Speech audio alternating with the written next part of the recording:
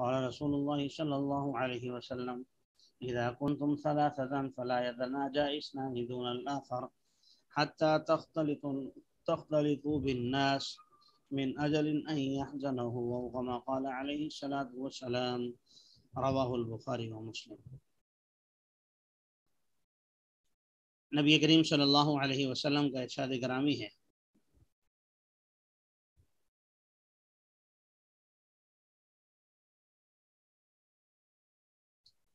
کہ جب تم 3 آدمی ہو تو 2 آدمی تیسرے کو چھوڑ کر مناجات نہ کریں، ایک دوسرے سے سرگوشی نہ کریں، یعنی اس تیسرے آدمی سے چھپ کر بات نہ کریں، کیونکہ جب اس سے چھپ کر بات کریں گے تو آگے وجہ آ رہی ہے حدیث مبارکہ میں بھی کہ اس تیسرے آدمی کو اس سے تکلیف ہوگی. حتی تختلطوا بالناس، حتیٰ کہ تم لوگوں میں مل جاؤ، یعنی تم 3 ایک مجمع کی شکل اختیار کر لو تو پھر آپ جو ہے آپس میں 2 آدمی سرگوشی کر سکتے ہیں.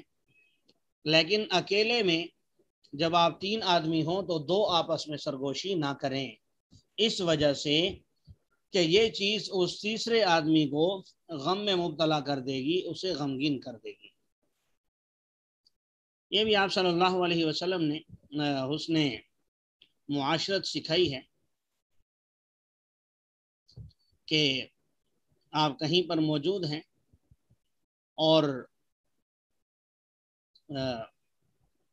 3 آدمی ہیں تو آپس میں ایک دوسرے سے چھپ کر بات کرنا اس طریقے سے کہ تیسرا اس چیز کو محسوس کر لے، یہ اچھا نہیں ہے.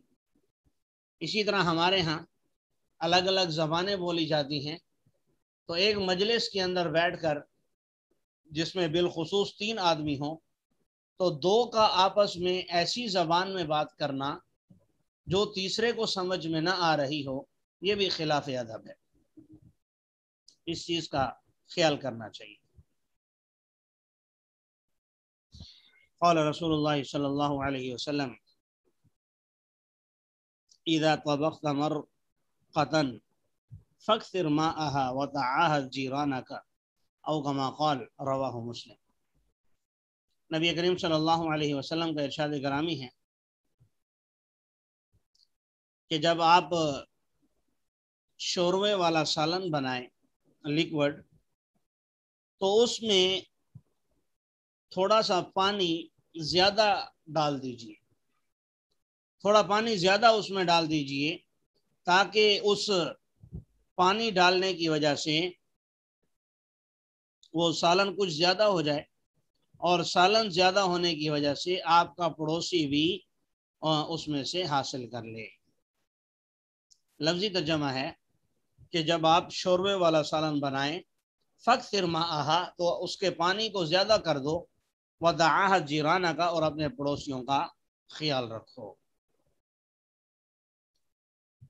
یہ بھی تمام جو احادیث آ رہی ہیں اکثر کا تعلق حسن معاشرت کے ساتھ ہے، آداب کے ساتھ ہے کہ انسان کو چاہیے کہ وہ صرف اپنا خیال نہ کرے بلکہ اپنے دائیں بائیں پڑوسیوں کا بھی خیال کرے.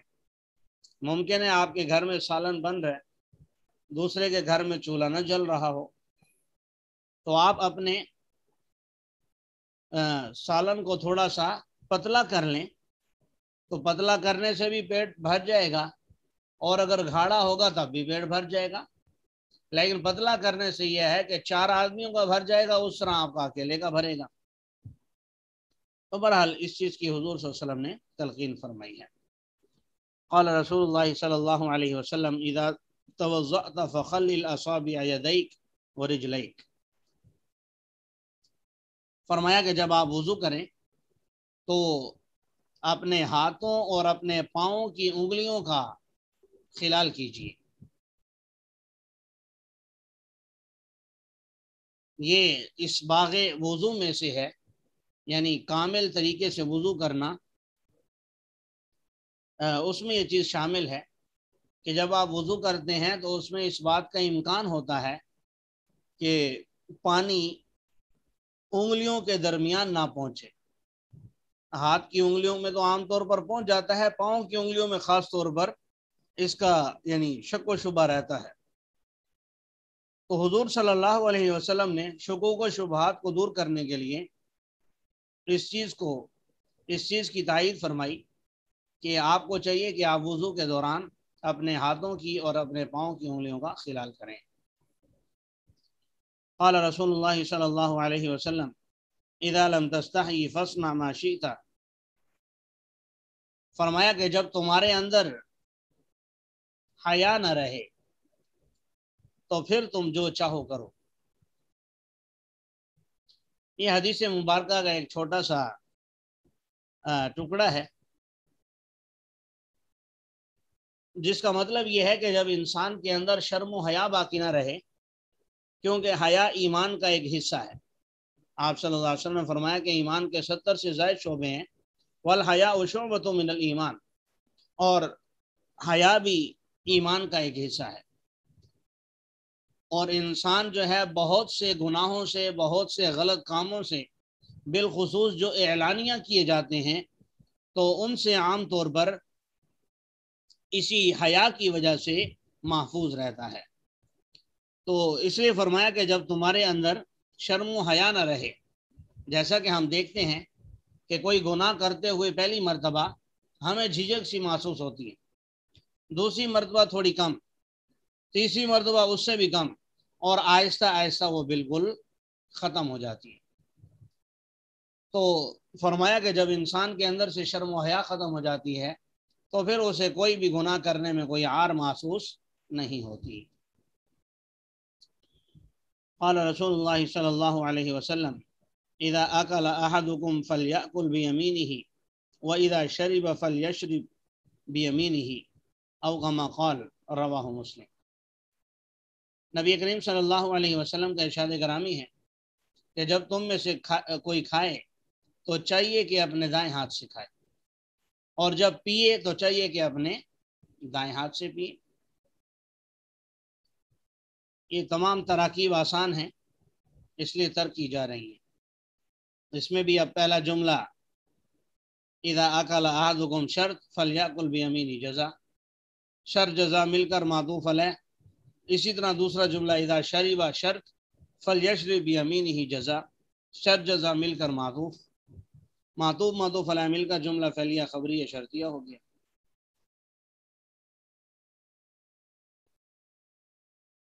جی. قال رسول اللہ صلی اللہ علیہ وسلم اذا انتعل احدکم فلیبدأ بالیمنى واذا نزع فلیبدأ بالشمال لتكن اليمنى اولهما تنعل واخرهما تنزع او كما قال رواہ البخاری و مسلم. نبی کریم صلی اللہ علیہ وسلم نے ارشاد فرمایا کہ جب تم میں سے کوئی جوتا پہنے تو چاہیے کہ دایاں پہنے، دائیں پہنے سے آغاز کرے، اور جب اتارے تو چاہیے کہ بائیں سے آغاز کرے، تاکہ دایاں پاؤں ان میں سے پہلا ہو جائے پہننے کے اعتبار سے، اور ان میں سے آخری ہو جائے اتارنے کے اعتبار سے. مطلب یہ ہے حدیث مبارکہ کا، جیسے ہم دیکھتے ہیں کہ عام طور پر دائیں جانب کو فوقیت دی جاتی ہے، یا دائیں جانب یا دایاں ہاتھ یا دائیں طرف کے اعضاء، جیسا کہ پیچھے آپ نے پڑھا کہ جب تم میں سے کوئی لباس پہنے تو دائیں اعضاء کو پہلے پہنے.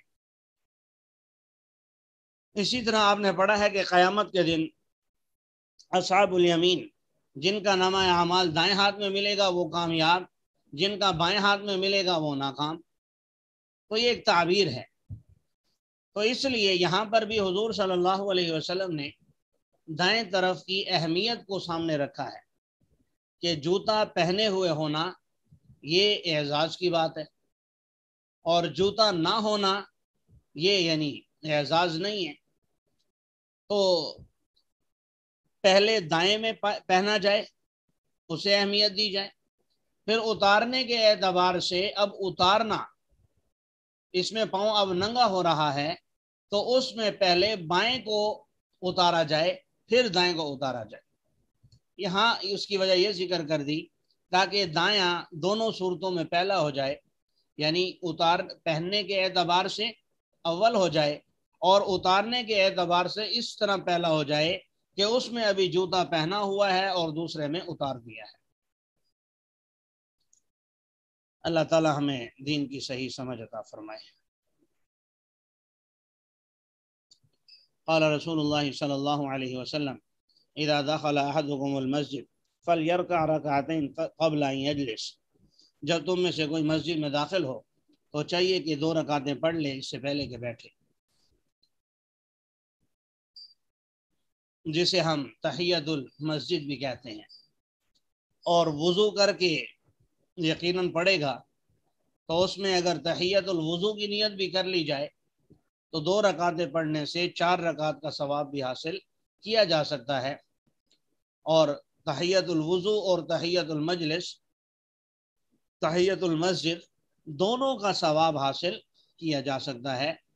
اگر کوئی ضروری کام ہو تو بیٹھ بھی سکتے ہیں، تلاوت کرنی ہے یا کوئی اور معاملہ پیش آ گیا تو بیٹھ بھی سکتے ہیں، لیکن عام طور پر جب انسان مسجد میں جاتا ہے تو مقصد نماز پڑھنا ہوتا ہے، اس لیے بہتر یہ ہے کہ 2 رکعت پڑھ کر بیٹھے. قال رسول اللہ صلی اللہ علیہ وسلم اذا اطال احدكم الغیبہ فلم يترك اهله ليلا او كما قال رواه البخاری ومسلم. نبی کریم صلی اللہ علیہ وسلم نے فرمایا کہ جب تم میں سے کوئی لمبی مدت زیادہ دیر تک گھر سے غائب رہے تو وہ پھر رات کے وقت اپنے گھر والوں کے پاس نہ آئے. طارق یترک، اسی سے اس میں فاعل کا صیغہ ہے طارق، رات کو آنے والے کو کہتے ہیں. تو رات کو اپنے گھر میں نہ آئے. اس حدیث مبارکہ میں بہت سی حکمتیں پوشیدہ ہیں. تو اچانک نہ آئے، گھر والوں کو بتا کر آئے، اور رات کے وقت چونکہ وہ پراگندہ حالت میں ہوں گے، سوئے ہوئے ہوں گے، نیند بھی خراب ہوگی اور دیکھنے سے نفرت کا پیدا ہونے کا بھی اندیشہ ہے، تو اس لیے بہتر یہ ہے کہ اطلاع دے کر صبح کے وقت آئے. حضور صلی اللہ علیہ وسلم بھی جب تشریف لاتے تھے تو پہلے مسجد نبوی میں جاتے تھے، اس کے بعد اپنے گھر تشریف لے جاتے تھے. قال رسول اللہ صلی اللہ علیہ وسلم اذا دخلتم على المریض فنفسوا له في اجله فإن ذلك لا يرد شيئا ويطيب بنفسه او كما قال علیہ الصلوۃ والسلام رواہ الترمذی. آپ صلی اللہ علیہ وسلم نے ارشاد فرمایا کہ جب تم میں سے کوئی مریض کے پاس جائے تو اس کی موت کے بارے میں اسے تسلی دے، اس کی بیماری پر، اس کی تکلیف پر، اس کی موت آنے پر وہ یہ سمجھ رہا ہے کہ میں مرنے والا ہوں، تو اس کے بارے میں اسے تسلی دے کہ انسان اتنا جلدی نہیں مرتا اور اپنے وقت پر مرتا ہے، انشاءاللہ آپ ٹھیک ہو جائیں گے وغیرہ وغیرہ. کیوں؟ فَإِنَّ ذَلِكَ لَا يَرُدُّ شَيْئًا. یہ باتیں جو آپ کریں گے، یہ کسی چیز کو ٹال تو نہیں سکتے. اگر اس کی موت کا وقت آ چکا ہے تو یہ باتیں اس کی موت کو ٹالیں گی تو نہیں، لیکن وَيَطِيبُ بِنَفْسِهِ، یہ باتیں اس کے دل کو ضرور خوش کر دیں گی. تو مریض کے پاس بعض لوگ جاتے ہیں تو اس سے زیادہ تکلیف دے قصے سنانے لگ جاتے ہیں کہ فلاں تو اس سے بھی زیادہ بیمار تھا، وہ بچ گیا. تو اس میں اگلے کو اور تکلیف دے واقعات سنا کر مزید تکلیف دی جاتی ہے.